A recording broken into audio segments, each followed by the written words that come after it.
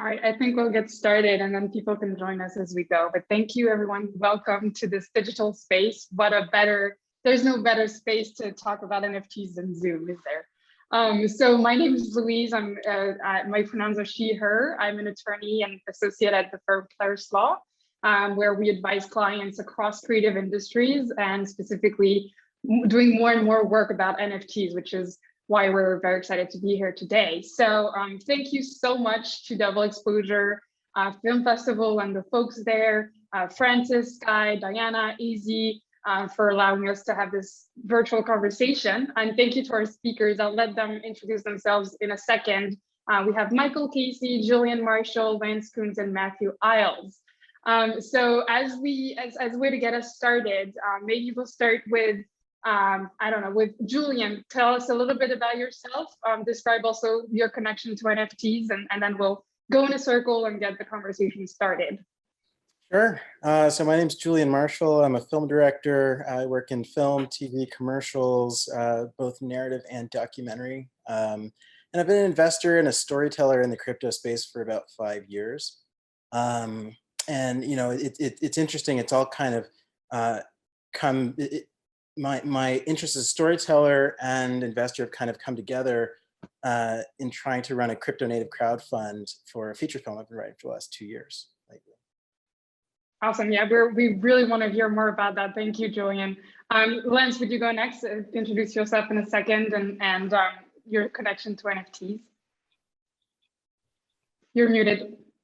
Yeah, I have to put $1 in the jar now. Sorry about that. I'm Lance Coons. I'm an attorney with Claris Law in New York as well, just like Louise. I've been a practicing intellectual property lawyer for about 25 years. And I really do sort of stress practicing. I'm still working to be really good at it.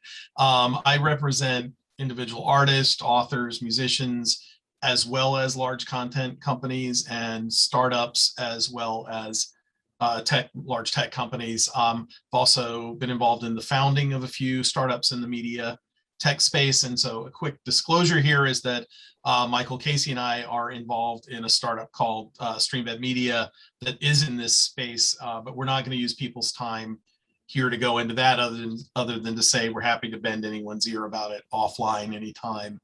In terms of my connection to NFTs and crypto generally, you know, as I said, I'm an IP lawyer by training. So from the start, my main interest has been in blockchain use cases for content. And in March 2016, I organized one of the first public discussions around that topic, which featured Joe Lubin from Consensus and Robert Norton from Verisart and some other pioneers in the space. And over the next few years, I got to know a lot of other folks in that space as well. And what really intrigued me about using blockchain for digital content was the idea that early on in the life cycle of a piece of content, whether it's a film, whether it's a photograph or a piece of writing, you can associate meaningful information about the content, including rights and royalties information that would then be connected to that content throughout its life and persist better than it does in the current methods, which really include either embedding it into a digital file, which can be corrupted or lost or changed or kept in private silos of information. So my thinking's always been, if you have this initial canonical information attached to content at its birth and kept in a public ledger, that could be an anchor for all subsequent uses. Then in 2018, NFTs arose, kind of under the radar at the beginning, unless you were working directly in the space, and it's taken a few years, but now there's been this sort of, atomic detonation of NFT projects. And so I've been working in that space, now for the past 3 years, and it's really exciting and is sort of starting to be the fulfillment of some of that early promise. Awesome. Thank you, Lance. Yes, early promises indeed. Michael, would you go next and introduce yourself quickly? Yeah, hi. So I'm the Chief Content Officer at CoinDesk, which covers the crypto industry. It's really been it's the leading publication media outlet in this space. We've been around for about 8 years, but I've only been there a couple of years. Before that, I was at MIT working on the Digital Currency Initiative, but most of my life I have been a journalist. That was a brief hiatus at MIT. I got into crypto as a journalist. I took an interest in it really in Bitcoin in 2013, started writing about it, ended up writing a book about it, decided that was it, can't really stick around just doing regular financial journalism anymore, and sort of really got my feet deeply into it, first at MIT. As Lance mentioned, explored and still have a company that's dealing with some of these issues. But essentially, media is my first love. It's been my life. And so, I too looked at this technology through that lens. And I think the thing that's really been important to me is to sort of think about it in terms of the structure of the marketplace. Very aware of the, I would say damage that the big media the internet platforms have done to the kind of autonomy and direct relationships that used to exist between creators, publishers, and their audience, and the sort of like distortion of data that was created around that, and ultimately, the destruction of a lot of confidence in our information system as well. So very interested in like trying to explore how, blockchain technology and now definitely NFTs can potentially break down some of those barriers, what we need to do to, get down more of them. But like, they really do believe that there is the starting point, at least for, a new foundation for building direct relationships between creators and their audience. My shameless plug that I will give is my column today addresses this directly if anybody wants to read it on CoinDesk. So there you go. I can plug that thing. That one's fine, Lance. I just can't talk about the other thing. Thank you, Michael. And while talking about building relationships and letting people be involved in the NFT space, Matthew, would you tell us a little bit about yourself and your connection to NFTs as well? Yeah, of course. Thanks for having me, and excited to be a part of this.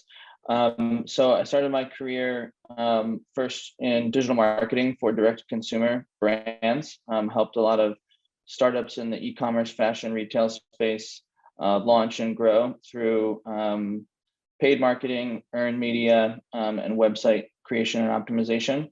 Did that for about 6 years, worked with over 40 brands, created the digital marketing course for General Assembly along the way, and then was acquired by a venture studio out of Boston.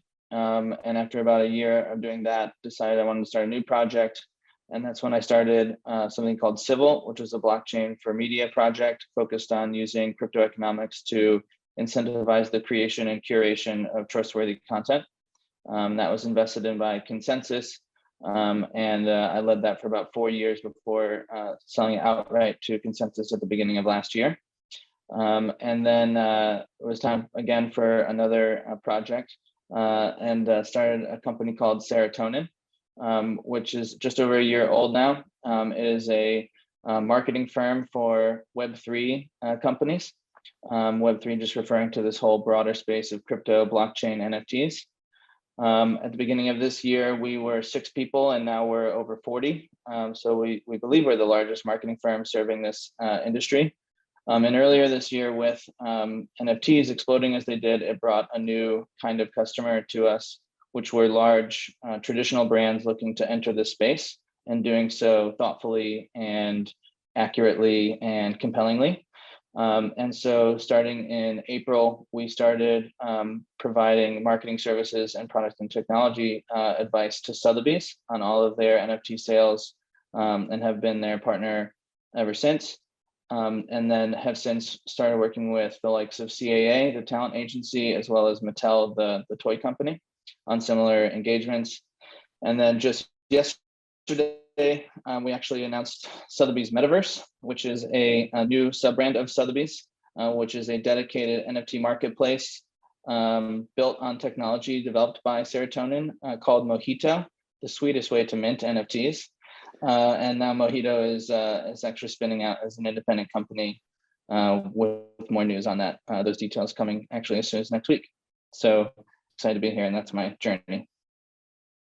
Fantastic. Yeah, this sounds so exciting. I saw the news about Sotheby's Metaverse yesterday. That's very exciting. But as a way to just backtrack, let's take a step back. We've been talking about NFTs and blockchain. what are those? So we'll do a super quick primer for those of you in the audience who aren't very familiar, although there are tons of resources out there in case you want to get deeper into the rabbit hole that is NFTs. But as a way to get us on the right page, maybe Lance, would you be able to give us a quick primer on NFTs? And then everybody else on the panel, I'm sure, has things to add, so feel free to jump in. And correct me if I make mistakes. Yeah, I'll do my best. I mean, it's I'm not going to start with what is a blockchain or go back to the Medicis. I will start with just what an NFT is, which, to understand what that is, what a non-fungible token is, you have to understand what a fungible token is. And so first of all, most physical currency, although a lot of, the great proportion of physical currency like dollars are actually digital these days anyway, but physical currency is fungible. A dollar is the same as another dollar in terms of its value. And up until 2018, most cryptocurrency tokens were the same. One Bitcoin is the same as another Bitcoin. You could have the first Bitcoin ever minted. Well, you can't have that one because it's locked up in the Genesis block, or the 1 minute a few minutes ago, and they all trade the same. A non-fungible token is different. Each token is intended to be unique.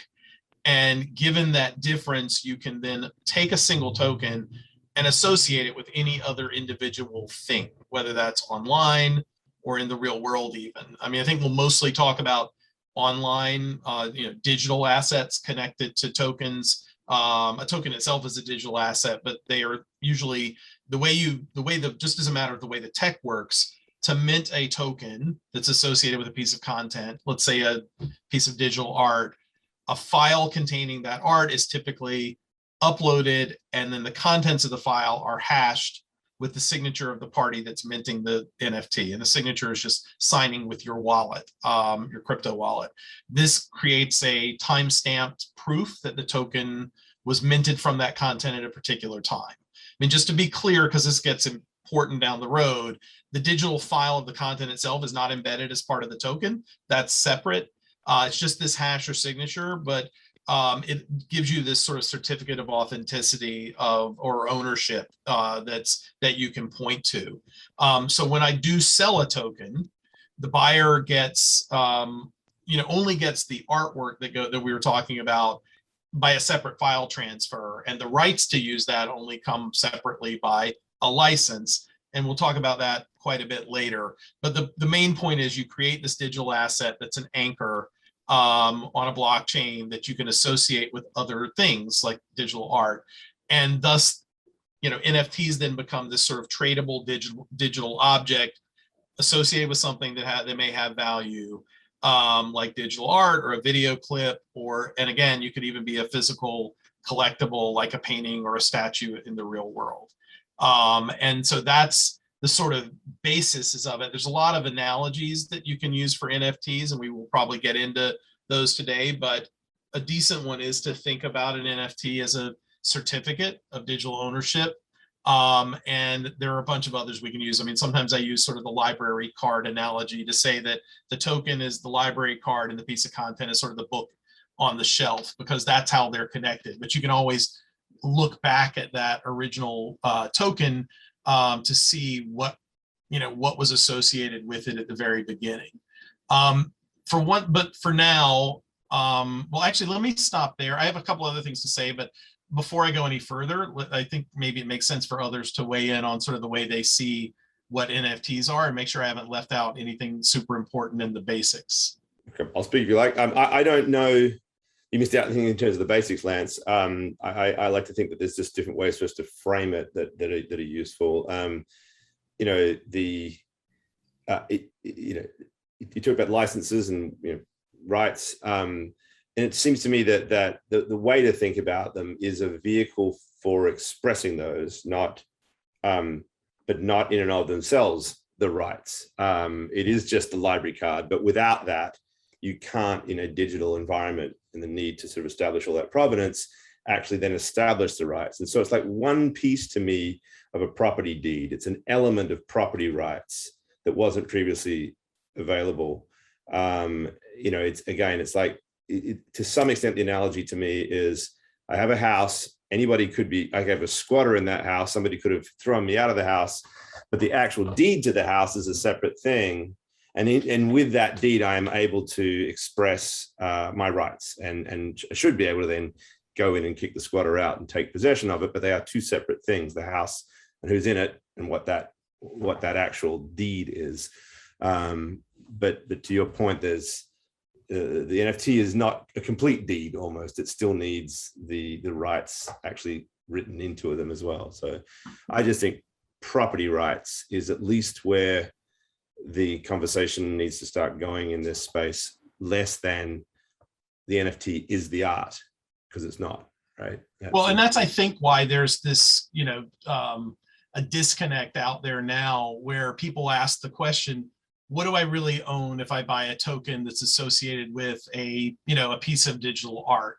Can't someone just right click on that image and make a copy of it? What does holding the token get me? And honestly, the answer really is you get two things. You get a license and you get bragging rights. You get, those are the main things. But it's not that different from the world we're familiar with, where if I was a photographer and I might sell copies of an important photo that I've taken for $100 a copy, those are all just multiple copies. I can make as many as I want. The photographer just can keep making copies and selling them. Someone can always take a copy, make an illegal version of it, and try to sell that themselves. Nothing prevents people from doing that except the law that says you don't have the right to do it. But the photographer can also say, I'm going to sign my name to 20 of these and only do that for 20 and sell those for a higher price. So NFTs in that context are quite similar in the sense that you're creating some version of scarcity with an NFT that, by creating additions around particular things. But, it's not a solution to, can someone right click on a JPEG and make another copy? There's no real solution to that in the digital world as it is. So I guess to further this, I was gonna say, they represent digital property rights, and they work really well for digitally native assets, where code instead of rule of law can enforce ownership. The idea of using NFTs for assets that exist outside of the computer is a whole other animal that will still require lawyers and courts and all that. But for applications where it can all live immediately inside of the digital ecosystems, I think it's really profound. And they're bare instruments, so they require a higher level of personal responsibility. But what you get from that is really profound. And I guess later we can get into the implications of that with regards to filmmaking and art, and different business models that I think will come from it. But yeah. Matthew is giving his thumbs up. Do you want to add something, Matthew? Yeah, I think the cool, getting practical with some business model ideas. Every token needs to be in a wallet, and that's it adds some interesting things just in terms of web experiences that you can create. So a very kind of simple idea is that this popular NFT project called Bored Ape Yacht Club, there's 10,000 of these different apes, and you can own one, and not only do you get bragging rights, as Lance mentioned, but also they've started to build these experiences where you can only attend a live event if you prove that you own one. You can only buy a Bored Ape hoodie if you prove that you own one. And what's cool, if you just kind of think about that, because you could say, well, isn't that just like a username and a login? Is well, these tokens can trade off of their website. They're trading in the secondary marketplace, and they don't have to track that at all. They still get paid every time an NFT is bought and resold in that secondary market. But they don't have to actually house all that activity on their own websites or track who is doing what. As long as you show up to that website to buy that hoodie and you prove that you're an owner because it's in your wallet, you get access to these cool perks. And so I think that does start to get into this cool notion of membership, and maybe the next generation of subscription or membership models, which has played a large role in kind of media landscapes in recent years. So that's, to me, on the business innovation side, pretty interesting. And while you're mentioning Bored, I'm just sorry, just one quick thing. While he's mentioning Bored Ape Yacht Club, I mean, I think one of the coolest things that's happened there is this, there's Jenkins the Valet, which is a character based on a Bored Ape Yacht Club. I mean, one of the things they did there with the Bored Ape Yacht Club characters is that they really are giving broader rights along with the token than in some cases. And so people have made, essentially, licensed derivatives. Basically fan fiction. Fan fiction. And in this case, I think they've signed Jenkins up with CAA. So, I mean, it's really interesting, fascinating stuff, the way this things start spinning out if you can give people the mechanism for doing this type of stuff. Yeah, another cool thing is, a community that I'm a part of called Friends with Benefits. It's basically like a token-gated creative community. One of the interesting things about it, if you compare it to, say, like, Soho House, where the membership price is static, the membership price for Friends with Benefits is dynamic because there's a market for it. And so it's basically at any given moment, the perceived future value of that community, which is like very interesting business model. And it's gonna be interesting to see where it goes. This could also be a good segue into what NFTs mean for storytelling and funding journalism and engaging with readers. Matthew, you were talking about sort of like this gated content as well. What are your thoughts as individuals working in your own different industries about what NFTs mean for distributing content and journalistic research? I think maybe Julian should go first, because you're right there at the coalface trying to raise money. I've got ideas on how it should go for journalism, but I'm in a self-funded entity. So yeah, well, I think like it's whenever I try to explain like crypto or blockchain in general, I always start from what the current world looks like and what the problems are. So with film finance, the average film investment really only has like 2 major liquidity events, if you're not talking about like ancillary, like, amusement parks and toys and stuff like that. You've got theatrical ticket sales and VOD sales.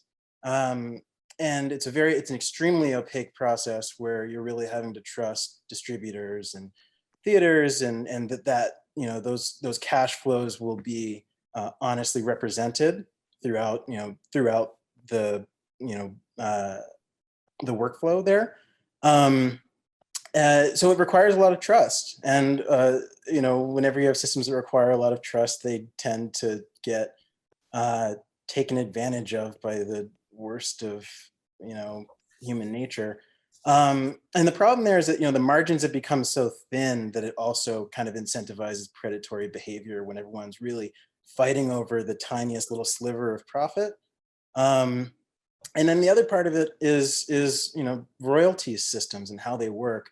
That oftentimes what you'll have is, actors or investors monthly receiving, say, like, a 50-cent royalty check, where the cost of the accounting on that, the cost of the paper and the mailing and all of that ends up being, more than the value that's actually being sent out. And so it's just incredibly inefficient. There's a lot of waste that blockchain is going to be great at cutting out of the system. In addition to that, there will be increased transparency, because you'll be able to, rather than having to pay a team of lawyers to go in and audit a company because you think they've been dishonest, you can just look at the chain and see whether it's accurate or not. So, one of the things, so I guess to take a step back, I spent the last, probably about 2 years writing this film in the crypto space called The Internet is Watching. It's set in the middle of largely what's just happened in the last couple of years, like next big financial collapse where Bitcoin's skyrocketing because there's just kind of nowhere else to put your money. And the story is about a girl named Ava who's a cryptography student and discovers the identity of Satoshi, which ended up kind of sparking a massive battle for the future of the decentralized movement. But I've been working on this thing, and I discovered a platform called Mirror. It's mirror.xyz. And it's a team of guys who've created a platform that makes Web3 tools really accessible to the average person. So you can do token launches, NFT launches and crypto native crowd funds directly on this platform. And when I saw it, I was like, holy crap, this is a perfect way for me to raise money directly from the audience for my film, and also build a community for it. And so, along with that, my brain just kind of started churning on ideas for how this could change the film industry.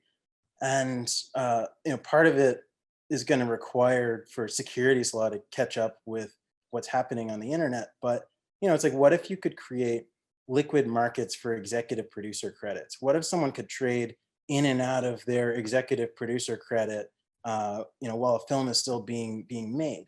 That opens up an entirely different system for return on investment in a film.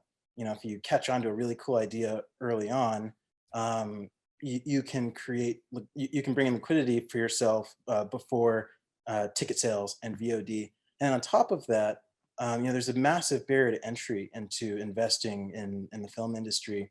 And so it's like, what if you could fractionalize executive producer credits, and you could have DAOs coming together and people pooling their money to invest in films and stories that they care about, rather than it just being like a subset of accredited investors or high net worth individuals.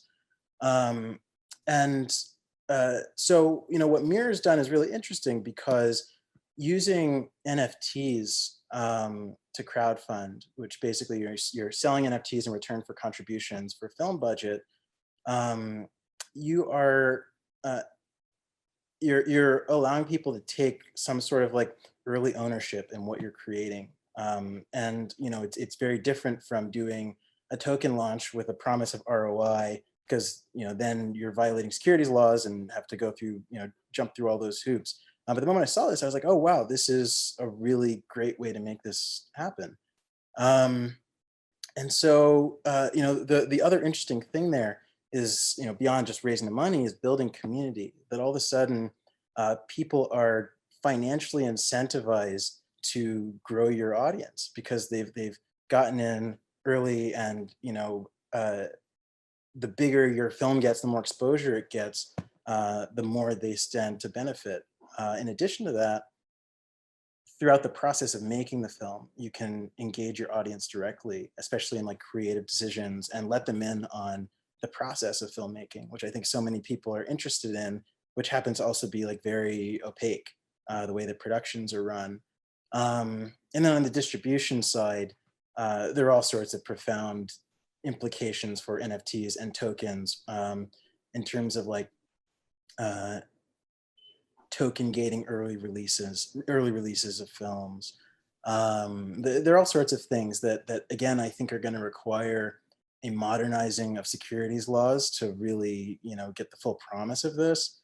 I ran this Mirror crowdfund, and the first day of it raised, I guess in today's Ethereum value, about $53,000. And I ended up shutting it down because that needed to be like an order of magnitude higher for the first day. Like typically in crowdfunds, you raise the majority of your money on the first couple days and last couple days of it.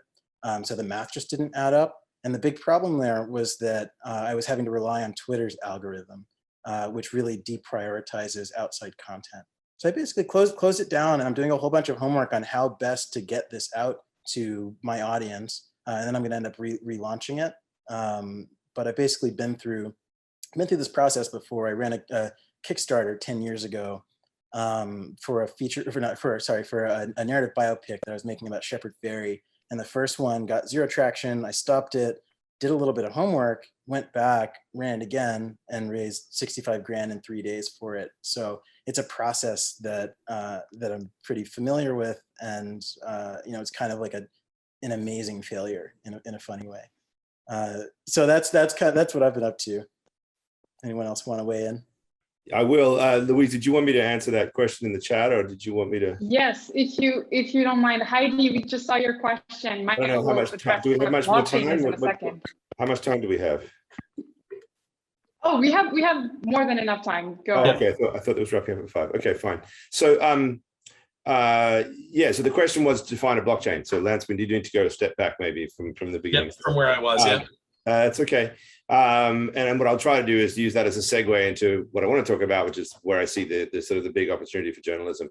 But essentially, you know, a blockchain is a ledger, right? It's a mechanism for keeping track of transactions. Transactions, but do not need to mean money, right? Transaction is any transfer of value, and that can be data, it can be a deed, it can be a piece of property, right? So there's this transaction, this exchange of value.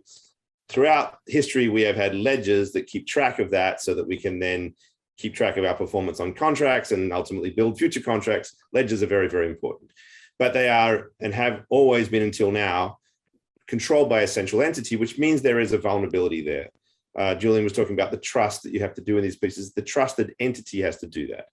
The thing about a blockchain, and there are, you know, you can have spectrums of how much a blockchain is decentralized, but the principle is that rather than having one central ledger keeper, the ledger is distributed across multiple different parties who, through a protocol that essentially requires them and forces them through different mechanisms to be honest in what they're doing, they collectively upgrade or update the ledger in a mechanism by which each party that's adding to it is held accountable so that the others know that they can trust them. So you end up with a system which no one can actually control the system. No one can shut it down, right? And again, there are varying degrees. If you have a permissioned blockchain, there's a private blockchain where all the parties are part of a consortium or a federation, then in a sense, that consortium could actually shut down and agree to change the ledger. But in a permissionless blockchain like Bitcoin or Ethereum, there is no one in charge. And so you literally cannot go back and change, although Ethereum has had some cases of that. The bottom line is, in its purest form, that's the case.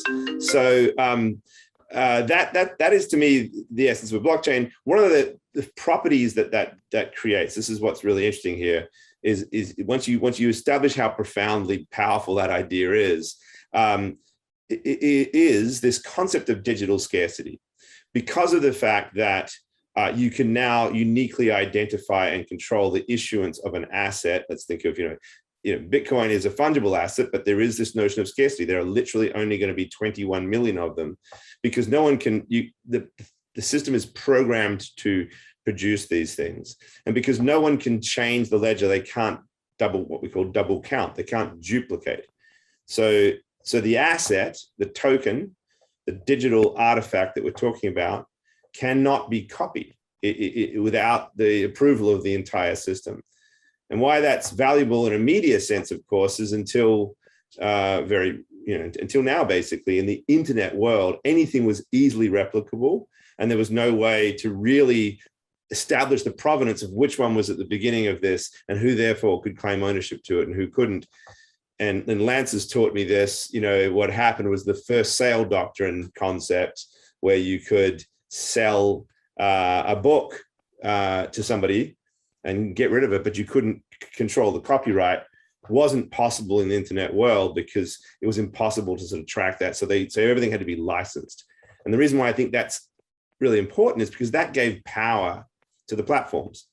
At the end of the day, the platforms were the ones that were big enough. They had the largest community of users.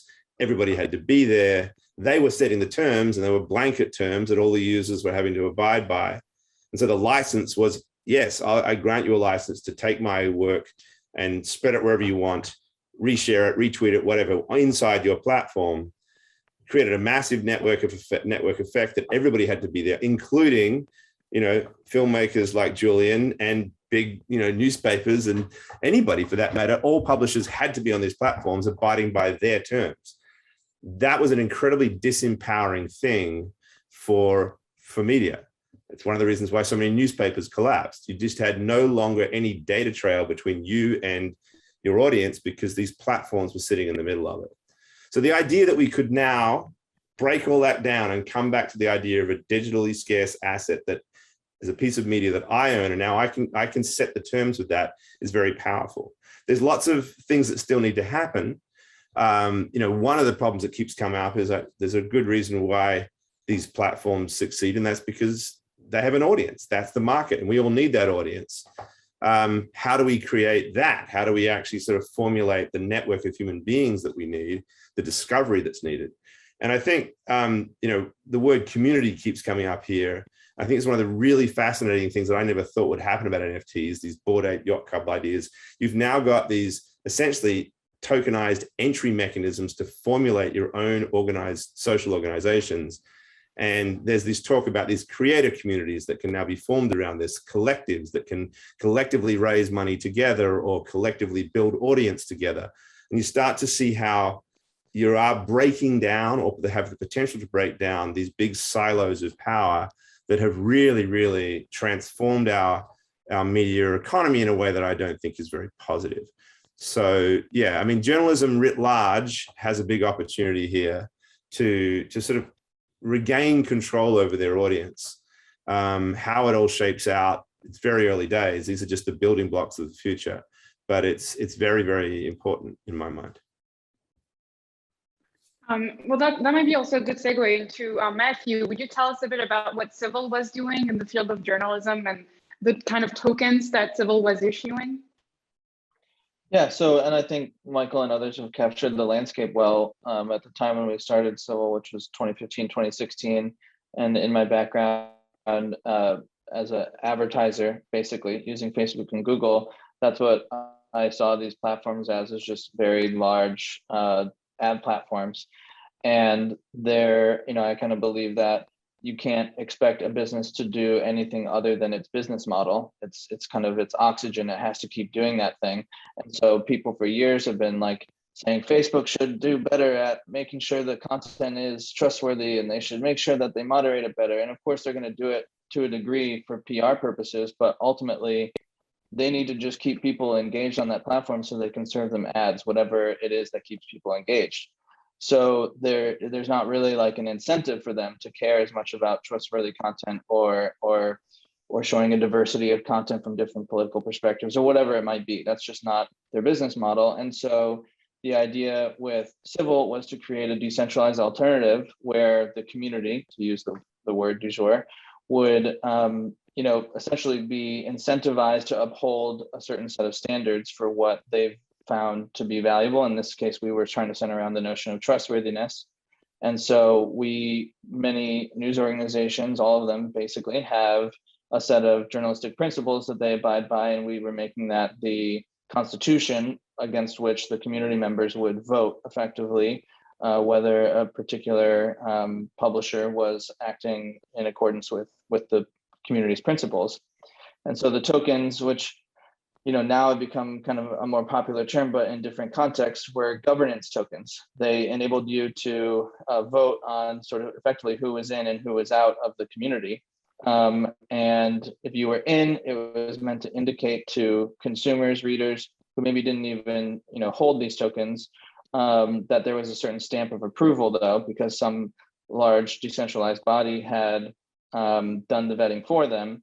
As opposed to just sort of taking that institution or that brand's word at face value, or Facebook's word that this content was worth their time and attention and trust, and that to the kind of concept that we've touched upon was intended to kind of create a sense of incentivization, that people would want to see this platform grow. If they were early on, if they were putting in that time of doing the vetting, it would be worthwhile because the platform would attract more publishers, more readers, and it would become a network that would then increase its value, not dissimilar from the way that Julian described Friends with Benefits, increasing its value because just more people wanted to join that community.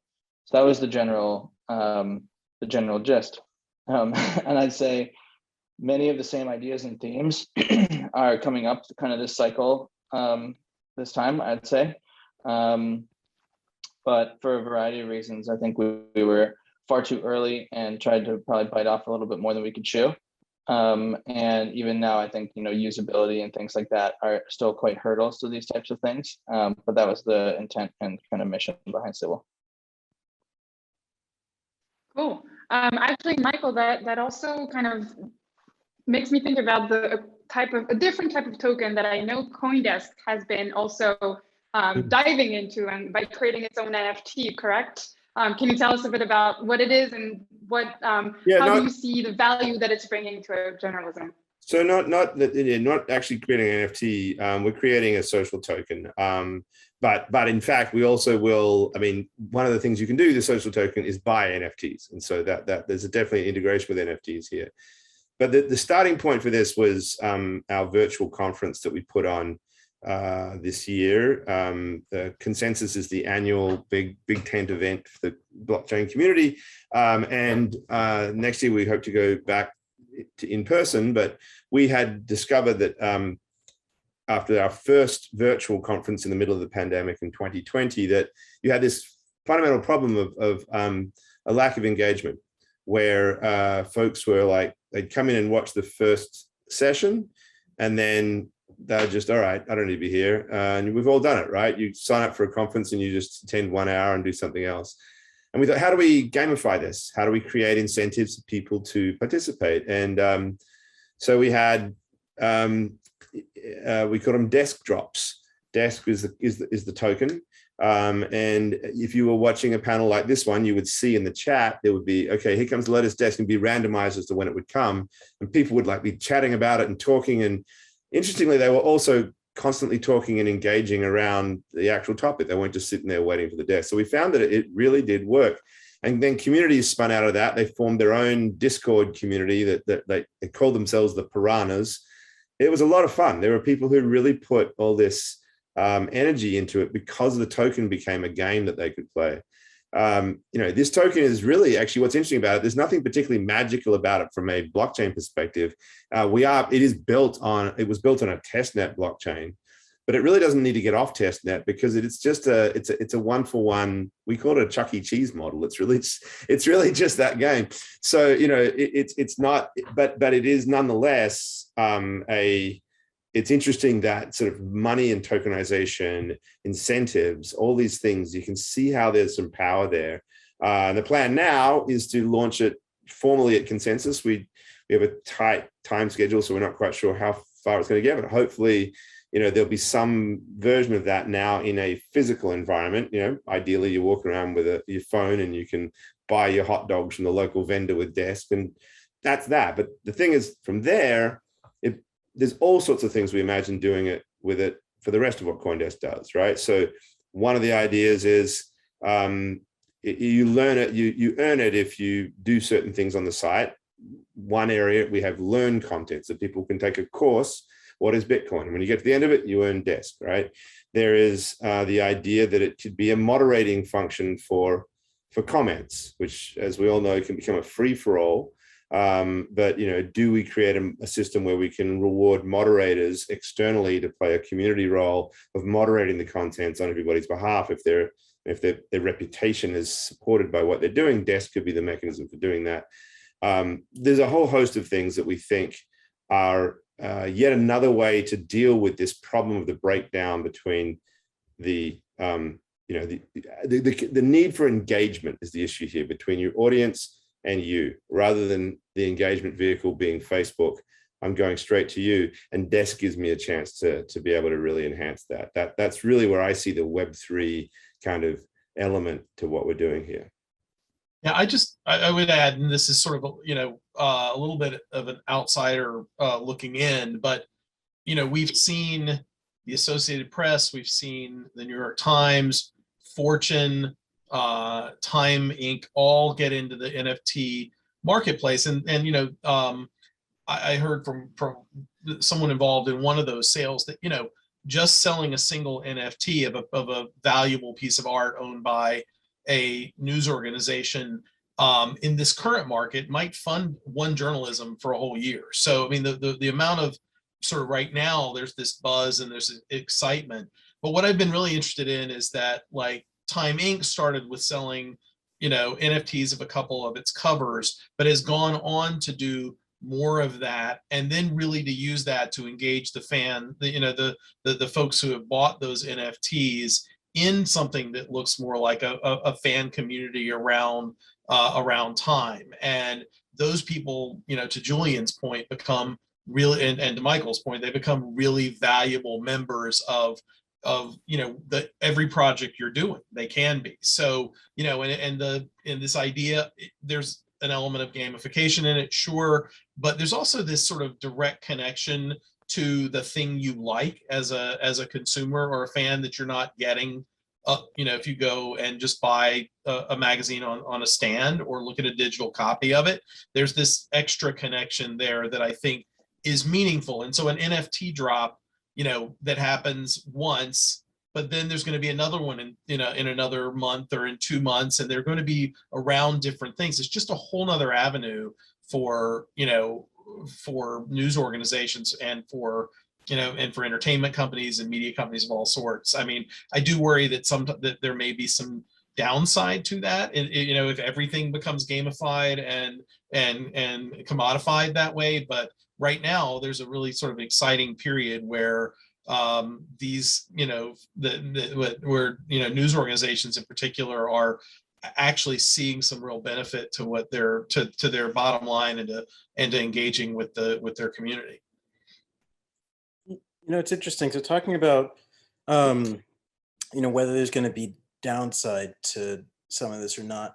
I'd kind of said earlier before this started that, you know, film finance as it is right now, in my opinion, is just so screwed up that, you know, anything is kind of better in my opinion. But the way I see this, you know, less passing judgment on whether it's going to be, you know, whether there's going to be good or bad. It's that I think it's really inevitable that this stuff is here to stay, that a lot of it is going to get, a lot of the greed is going to get washed out in the next bear market, and that needs to happen. You know, we've seen it through so many cycles. And then what comes out of that is what's really special, because the people who really care about it spend the bear markets building and perfecting the tech. And so, you know, with any great new technology, there are good and bad uses. You know, you look at, you know, nuclear fission. You have an atomic bomb on one side, and the other side you have an abundant energy source. So, you know, but I think it's up to us to decide what we want the future to look like, and to build these communities with the right ethics and ideals in mind. You know, that's kind of the great thing, is that we do get to shape some of what this will look like in the future. And because so much of this is going to be reputation based moving into the future, I think that to me is also very optimistic. That, like, if you were a bad actor in a lot of these applications, you know, you just won't get to be a part of them. So that's something I also find very interesting.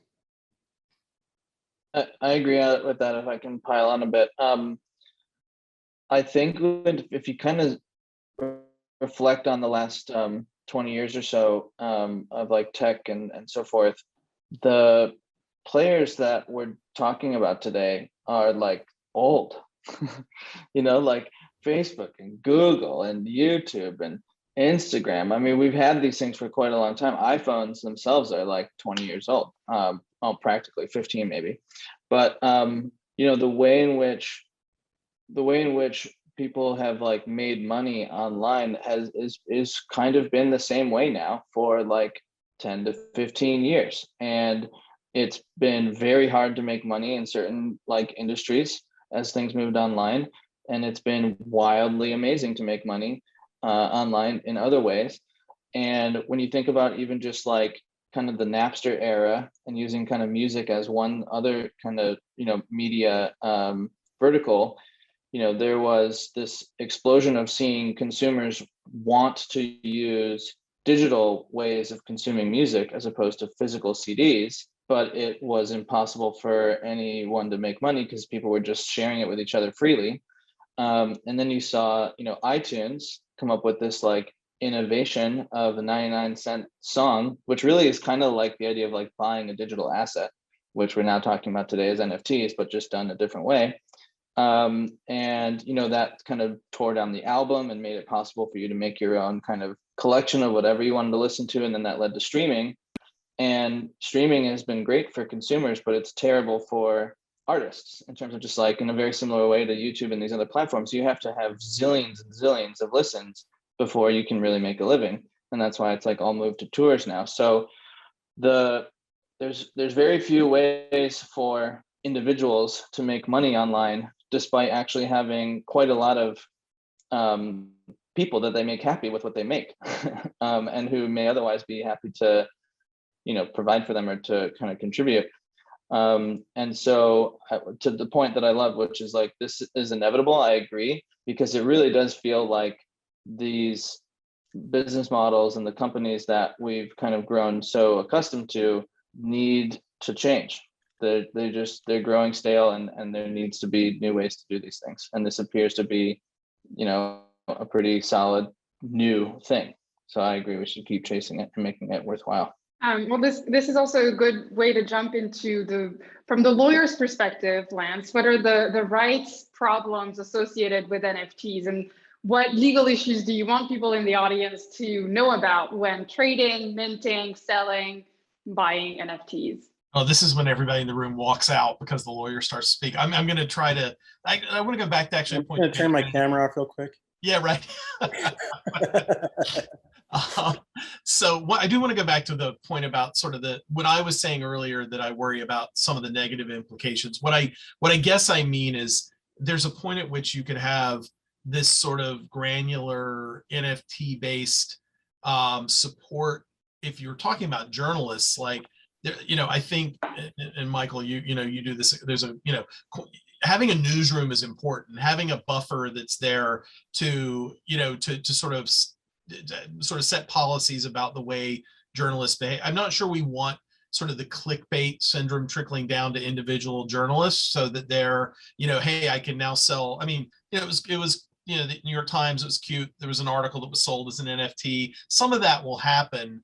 All I meant is, I don't know that we want to, sort of monetize it all the way down to the individual reporter and an article, because that, to me, sort of madness, that, if we're all the reporters are standing on the corner with a coffee can asking for money for a particular article, you end up with influence on what's being written about in the wrong way. So, go ahead.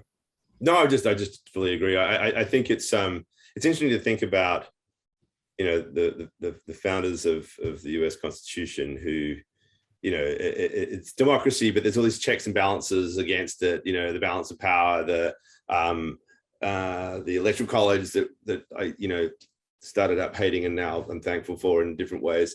And there's this interesting balance that I think there is a certain amount of tyranny of the majority, which is, it sounds like a very snobbish thing to say, but society kind of needs some level of sort of centralized expertise, which again sounds like a snob, right? And there's a lot of folks that would push back against this. But what are we left with if everything is completely free for all? So I suppose the real challenge is how do we build these hybrid systems, right? How do we build a mechanism that extracts power from the intermediaries that are truly kind of gobbling up and sort of essentially destroying our democracy, and bring power back to the institutions that essentially have played this critical role as arbiters of the truth and all these sorts of things, but at the same time are held more accountable now to the pressures of the market and that come with these more open systems. Like I do think that journalism has fallen afoul of its own arrogance, and in some respects, the sort of the harm of the last 5 or 6 years is partly about being too elite. So where do we take? It's venturing away from blockchain somewhat, but I think the point is we're talking about open systems. Bringing in information from multiple sources and sort of thinking through more decentralized versions of the truth, right? But the free for all the way would just bring us to clickbait. The sort of Walter Cronkite is the only person that tells you the news extreme on the other side is another form of elitism. How do we find ways to use the tools that we're talking about here, but some of the good parts of the old structure of journalism to get that balance right? I don't quite know what the answer is, but I do fully agree with Lance that you can't go too far. And I'd be really interested to hear what Matthew says about this in terms of Civil's experience and bringing something as radical as you did into a newsroom in that context. Sure. Yeah, and I think reacting first to you and then kind of the civil context of about it was, there was this period when we were kind of getting going. There was this really sort of strong movement afoot within the media industry that folks needed to move to subscriptions, and that, you know, this reliance on advertising that, like, in some ways either HuffPo or BuzzFeed, for different kind of, you know, reasons, had chased, was not working, or it was beginning to become, you know, increasingly sort of diminishing returns. And that what really needed to take place was a shift to subscriptions. And what was kind of interesting about that is you saw, you know, the New York Times, I think, in many ways kind of leading some of that. And there's been like a lot of reports around showing how like subscriptions has suddenly taken over advertising revenue for them online, and that's, you know, a great thing. And it is in some respects because you kind of feel like you're getting, you know, to Lance's point, in some respects you're saying like you're getting paid directly by your readership, and therefore you might say that you don't have influence from anyone else. But then it also means that you're kind of only reaching your readership, and maybe some other folks are choosing to not read that stuff.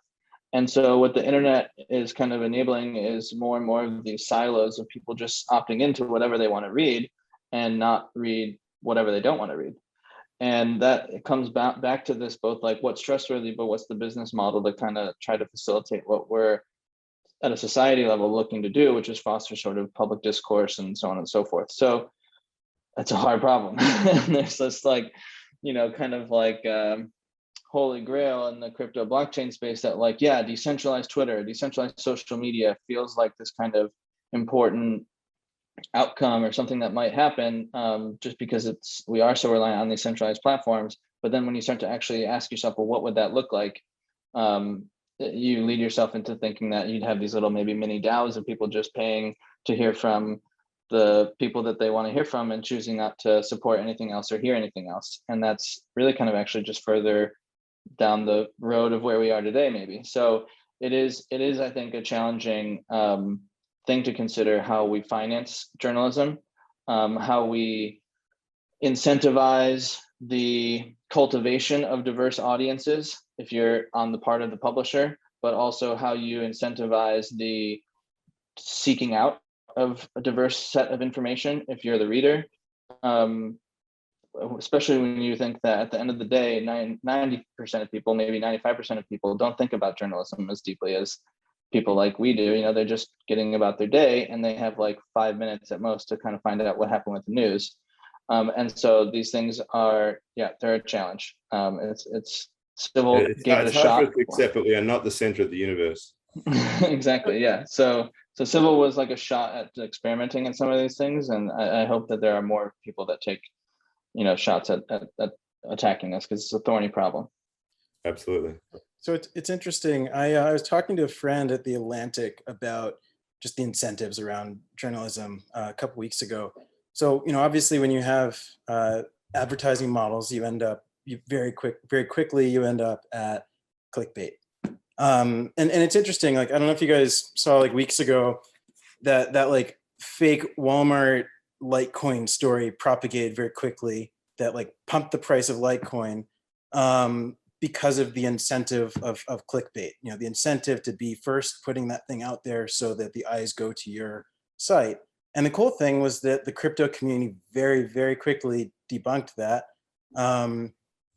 because you've got a lot of people who are incentivized for, you know, all of this, for everything in crypto to be portrayed properly.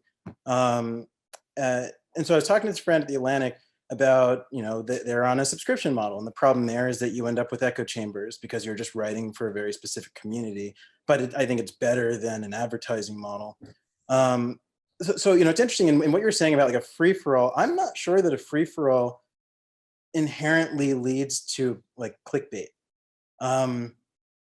Because it's interesting, like if the incentive is for people who are writing to be writing the truth, and you employ prediction markets where, you know, if someone knows something to be you know, definitely true and can be financially rewarded by taking a stake in that prediction market, and that prediction market ultimately becomes the, you know, gatekeeper for the release of that article or something like that, and then you add on reputation-based systems to that, then it's a whole different incentive structure for people who are writing. And then when you don't have these, identities of like MSNBC versus Fox, where people, just won't look at one thing or the other because of preconceived notions, I think that's how you, lower the temperature and remove a lot of the polarization of what's happening right now. So that's what I want to see more of, are like these models that try to incentivize just truthful writing. And that might be like a step forward from subscription models and stuff like that. Well, actually, that's a good point. As the next step forward, Matthew, would you tell us a bit about how serotonin is helping newcomers in getting involved in this space? You were talking about Sotheby's that got involved in NFTs recently. What are the ways that you think those companies can be involved in the right way in the blockchain and NFT spaces? Yeah, well, so I guess, thankfully, or you take what I'm going to say however you want, but Sotheby's doesn't have quite as much of a burden maybe as the journalism industry does when it comes to upholding democracy and so forth, right? They're basically just tastemakers, helping people to discover valuable, rare, extraordinary pieces of art and collectibles. And so from that perspective, NFTs have enabled artists who previously weren't able to really capture value for their creations, digital artists in particular, because it was impossible to sell a JPEG, basically.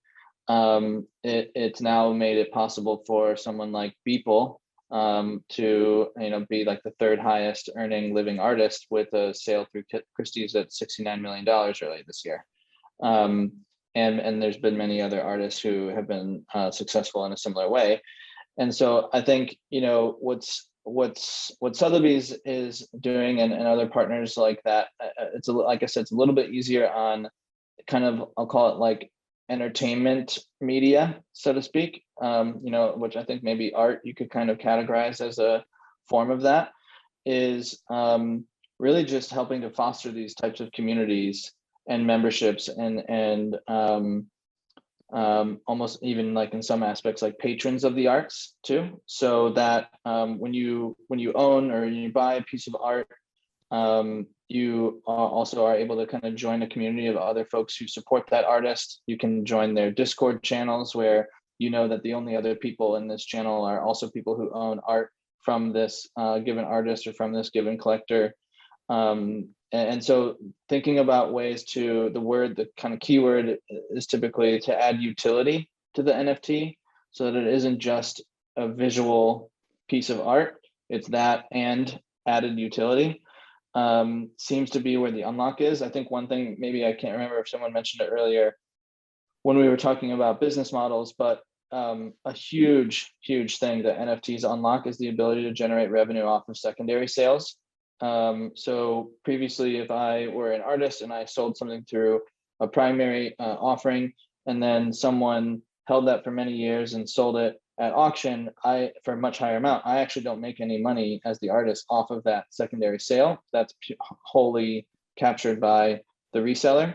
But with an NFT, because it's on the blockchain and you can essentially route through smart contracts portions of a sale to given individuals, meaning to their wallets, you can now actually structure it in such a way that when your NFT is bought and resold, you make revenue off of that every single time, which is a much fairer way for an artist to actually capture the full lifetime value of their work. An artist, a musician, a filmmaker, whatever it might be. And so when you start to kind of think about, okay, like we can actually generate revenue not just off of the initial sale of this NFT, but every time it resells, then you actually change the way that you engage around the NFT, because now your goal is to drive ongoing value yourself. How do we create a community around this? How do we create more utility around this? How do we make it exciting to be an owner of this, so that people continuously want to buy in and people want to continuously hold or perceive the value of the thing to be more and more? So that's been an interesting thing for us to work with Sotheby's is those types of dynamics and thinking through those changes to how they've previously brought works to market. So can I just jump in? Like this concept of community keeps coming up, and I find it fascinating. And I think it's really, it sounds like a buzzword, but I think it's pretty much like it's a key word because it defines civilization, it defines society, right? So the idea that what we're finding in all of these new things is that there's this forging of community and the possibility to attach to that common interest that serve a good that community wants is a really powerful idea, right? So Matthew's talking about the arts, you're a common patron of the arts. I think that's a nice way to think about democratizing patronage and everything else. But then there's like, ocean conservation, or, this idea that you can attach a community of people who all want to save the turtle, and you've each got your own turtle avatar, and your actions are measured in a way that the community respects. And this is where I think it's also important to, like, Julian, you talked about you're hoping all the greed goes away. And I think that's true to a point, right? But it is the speculation that's also part of this, right? It's the idea that, it oscillates, but I actually think I want some of that greed a little bit, right? Because that's how you build the incentives. That's how you align the incentives. That's what capitalism is. I mean, whatever you think of American capitalism, it's built on speculation. New York City is a monument to it, and it has ugly sides to it, and it has booms and busts and everything else, but it harnesses so much capital in the process that things get built and things get done and charities get run through it. So the problem is, of course, that all of that greed has been sort of monopolized and deployed to the self-interest of certain people, including so many charitable enterprises. The idea that we can all have our own little bit of greed and do it in a way that is governed by this Tao or something that is like, assigning much of the value of that greed to something of a greater good is the thing that I find kind of exciting. It's hard for people to get their heads around because they want to sort of have this very altruistic, utopian idea of charity. But I actually think that the reality is that we all would love to have our name, not everyone, but I mean, there's a lot of folks who would like to have their name on the Met, who probably want to wipe the Koch brothers off there and put their name up there, right? What if we had everybody's name on there? And so we all got a little bit of that crazy bragging rights, but also got to speculate, but it generated everything. So community and speculation combining together around common interests, I think there's some powerful there within the NFT world, I believe. Yeah, and I would just this is wonderful. As we're, sorry, go ahead. No, I would just sort of, my 2 cents on that too is that the third piece that you add in the context of the arts and media is the creativity aspect of it. And so the thing that really got me the most excited about the NFT space is exactly what attracted me to the blockchain space to begin with, is just sort of what Michael was just describing, the explosion kind of new ways to think about things, to sort of apply this new framework to things we've been doing the same way for a long time. And right now, it seems to me, when I look at the NFT market in particular, that the pace at which new ideas about how you create, how you manage, how you distribute, how you create derivatives from, and how you monetize content, that pace is really, really astonishing right now. And things are moving so fast. Tons of rules are being broken. I'm not going to go back to the question Louise asked earlier about, like, what are the rights problems?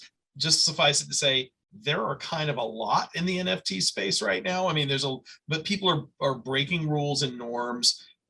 They're being smashed. And to Julian's point earlier, there's going to be a dust settling and a reckoning around that for sure. But I think entirely new forms of content and ways of engaging around content are emerging already and are going to emerge. And sort of the one constant in media is constant change, but I don't think we've actually seen anything yet. I think we're at the beginning of all of that. It's interesting. I actually think I saw a post today that people posted that it was 1 year ago today that he first found out about NFTs. Talking about how, yeah, it's pretty wild. But then as we're coming up on the, well, we passed the hour mark and we should be wrapping up soon. So just for the audience, feel free to ask any questions that you would like us to answer in the chat. We actually just had one recently about diversity from gender identity, racial diversity in the NFT blockchain space, and whether there has been an improvement since the era of the era of coding and computer science. In your own different perspectives and professions, are you seeing that this field is getting more diverse? Is it already diverse? Does it need improvement? I just want to like point out, like, so that I saw the question in the chat there. Is there a sexual divide in this new world? I'm just looking at our panel, and Louise, you're doing a tremendous job. But there are 4 people doing most of the talking here, and we're all a bunch of guys. I don't know. I think there's certainly potentially a lot of opportunity for folks who've been excluded, and we've had on my podcast that I do. We've done some dives into, minority communities and how NFT, artists, and, Julian, you may have had experiences with how, these communities around the NFT and art are helping folks who might otherwise have been excluded. There's definitely mechanisms being created and people who are deliberately trying to leverage the tech to bridge the divide. The problem is actually where, Heidi, the way Heidi had expressed it in the chat is still about the coding, and that, like, the folks who have the money and who are building the codes and creating the platforms which this is happening, that's still a bunch of white. That's not, there's diversity, but it's still very heavily white guys, right? So it's the marketplace and the economy around this, I think, is, certainly where the funding is coming from, is still very, very much in terms of that skewed towards the dominant paradigm. But there's certainly a lot of people trying to use the disintermediating, break down the old guard kind of ideas of NFTs to think creatively around this. And I certainly have met a number of female and female artists of color and loads of people doing some pretty interesting stuff around this space. It's just that, the industry is still very, very skewed. Yeah, I have a lot to say about this. Okay. What was yours, Julian? Well, it's very clearly a white male world within a white male world. I used to go to Bitcoin meetups, I don't know, 4 or 5 years ago. A friend of mine would bring me to them, and it'd be like me in a room of like 30 white guys, and then like Elizabeth Stark would walk in. And it'd kind of like, she'd kind of like break the room. The CEO of Lightning Labs, yeah. But one of my kind of missions, and something I really want to start next year. I want to start an organization to increase inclusivity and exposure of people of color and women to blockchain and crypto, simply for the fact that we need more of a diversity of ideas and backgrounds and ethics. Like right now, the code of the code that's being created represents a very specific demographic, and I think that it's just important that it represents, very honestly represents the diversity of our world. And in addition to that, the problem is that, if you don't get that diversity early enough, so much of the wealth will have already been built and been established, and then it becomes self-reinforcing. So, we need to be doing everything we can to increase inclusivity in this as quickly as humanly possible, before everything really kind of like locks in. And what's really optimistic is that, with NFTs, and because it all of a sudden has brought in this completely different demographic into the crypto world, like that's where we're seeing a lot more diversity immediately, because the art world is, or like the general art world, not necessarily the upper echelon of the art world, but the general, artists tend to be very diverse and come from all sorts of different backgrounds. And so it's cool to see, artists who a year ago were completely screwed all of a sudden have, found a new way to monetize their artwork, which is only going to help them create more work. Like, that's probably the coolest thing for me, is that we're seeing this massive transfer of wealth to a demographic of people who haven't really had it before. And so, like, everything that's going to be created from now on is going to be a product of that. And the way that it seems like now is the creative side is more diverse because there are less intermediaries. There are fewer gatekeepers, right? That are preventing access to this world of creating your work, selling it to a person that you would otherwise have never met. And then, but on the back end side, where as Michael was saying, the coding, the people that are building the smart contract and who are fluent in Solidity, this is where that world is primarily white male. And one way of kind of getting to that equal balance, I think, was the way that I've been trying to look at this, is funding education in lower income communities, education, access to computer programming and computer science degrees, and universities and not necessarily also like certificates, because coding could be something that's self-taught, which is also kind of cool, right? And anybody can pick it up, and lawyers also need to pick it up at some point. I'm looking into that myself. I think it's an important tool to have, and funding education for that is super important. I just say securities law reform would be useful, so that people who can invest in this are not people earning $200,000 or have $1 million assets. That would be nice. Sorry. Yeah, I mean, that's a whole other subject to get into. That that alone increases the wealth divide. But so it's interesting. Like, this is something I talk about in the film industry, where like diversity is also a huge problem, and like specifically also in advertising, where increased diversity isn't just increasing diversity means increasing the talent pool. It means increasing access to learn about this technology, so that the talent pool will then exist when it's needed to enter this industry, and that's really where people need to be focused. In the film industry, the problem you run into to take like advertising is people will say, well, we want a Black director for this commercial, but we can't find any that have the skills that we need to execute on this thing. And so very quickly they'll just kind of like write that off, and then it self-reinforces and becomes a white male club, which it is. And so what it means is that we need to be, in the case of film, getting people really early on and giving them the exposure and the tools to develop an eye and a career in these things, so that you increase the talent pool, and then you've got the people to pull from. I think it's a similar thing in with software engineering. Agreed. If we don't have any more questions in the chat, I think this may be a great stopping point. Does anybody have any last words of wisdom they want to share with the audience while we wait for maybe one more question? Don't overthink it. Just go buy an NFT. Seriously, if you go to OpenSea and you try to figure it out, the best way to learn about this stuff is to just put 25 bucks into it and see how it works. It really is easier to do than it is to explain. Plus the gas fees. Yes. 30 bucks, 50 bucks. Time whatever it is. Don't do it on a busy day.